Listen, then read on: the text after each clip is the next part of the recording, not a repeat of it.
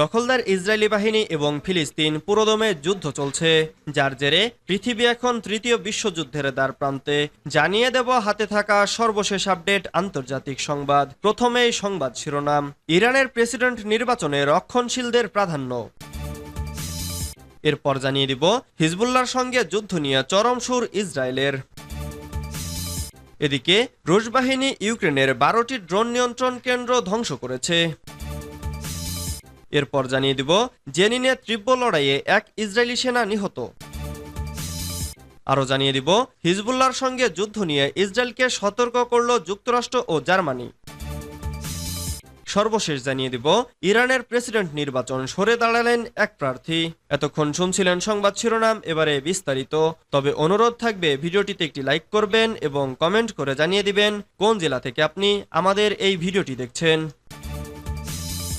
ইরানের প্রেসিডেন্ট নির্বাচনে রক্ষণশীলদের প্রাধান্য। ইরানে গত মাসে হেলিকপ্টার দুর্ঘটনায় প্রেসিডেন্ট ইব্রাহিম রাইসির মৃত্যুর পর দেশটির নতুন প্রেসিডেন্ট নির্বাচন অনুষ্ঠিত হতে যাচ্ছে। আগামী শুক্রবার এই নির্বাচন অনুষ্ঠিত হবে। তবে বুধবার 6 প্রার্থীর একজন ভাইস প্রেসিডেন্ট গাজিজাদেহ হাশেমি প্রতিদ্বন্দ্বিতা থেকে সরে দাঁড়িয়েছেন। এই নির্বাচনে 6 জন প্রার্থী ছিলেন, যাদের মধ্যে 5 জনই রক্ষণশীল ও একজন সংস্কারপন্থী। হিজবুল্লাহর সঙ্গে যুদ্ধ নিয়ে নরম সুর ইসরায়েলের।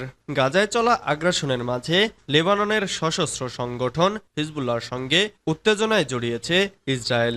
লেবানন সীমান্তে দুই পক্ষের মধ্যে পাল্টাপাল্টি হামলারও ঘটনা ঘটেছে। এর মাঝে হিজবুল্লাহর সঙ্গে ইসরায়েল যুদ্ধ চায় না বলে মন্তব্য করেছেন দেশটির প্রতিরক্ষা মন্ত্রী ইয়োব গ্যালান্ট। তবে কূটনৈতিক সমাধান ব্যর্থ হলে হিজবুল্লাহকে খেসারত দিতে হবে বলেও হুমকি দিয়েছেন তিনি। খবর এনডিটিভির। হিজবুল্লাহর সঙ্গে চলমান উত্তেজনা নিরসনে ইসরায়েলের সঙ্গে নিবিড়ভাবে যোগাযোগ রেখেছে যুক্তরাষ্ট্র। দ্বিপক্ষীয় বৈঠক করতে যুক্তরাষ্ট্র সফর করেছেন ইসরায়েলি প্রতিরক্ষা মন্ত্রী। ওয়াশিংটনে ইয়োব গ্যালান্ট সাংবাদিকদের বলেছেন, যুদ্ধ চাই না, তবে আমরা সব পরিস্থিতির জন্যই প্রস্তুতি নিচ্ছি। হিজবুল্লাহ ভালো করেই জানে যে যদি একটি যুদ্ধ শুরু হয় তাহলে আমরা লেবাননে ধ্বংসযজ্ঞ চালাতে পারি।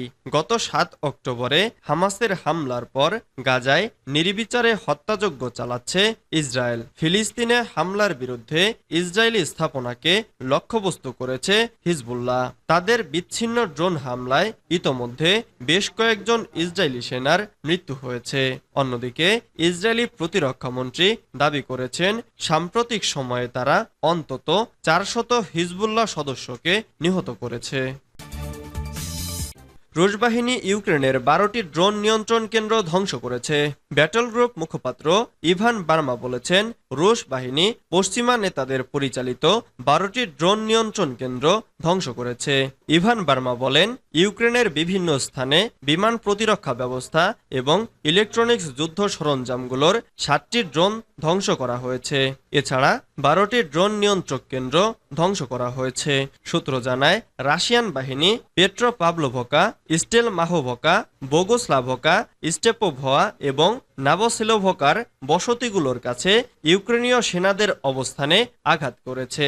ইউক্রেনীয় সেনাবাহিনীর 3য় অ্যাসল্ট ব্রিগেডের হামলাকারী গ্রুপের 2টি পাল্টা হামলা ওলগোভকা এলাকার কাছে প্রতিরোধ করা হয়েছিল। পাল্টা ব্যাটারি কার্যকলাপের সময় 2টি grad multiple launch missile system এবং 5টি মর্টার ধ্বংস করা হয়। জেনিনে তীব্র লড়াইয়ে এক ইসরায়েলি সেনা নিহত। অধিকৃত পশ্চিম তীরের জেনিন শহরে হামাস ও ইসরায়েলি সেনাদের মধ্যে চলছে তীব্র লড়াই।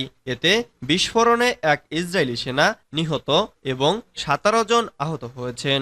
বুধবার জেনিনে এই হতাহতের ঘটনা ঘটে বলে নিশ্চিত করেছে আল জাজিরা। প্রতিবেদনে বলা হয়েছে, জেনিন শহরে বিভিন্ন এলাকায় তীব্র সংঘর্ষ চলছে।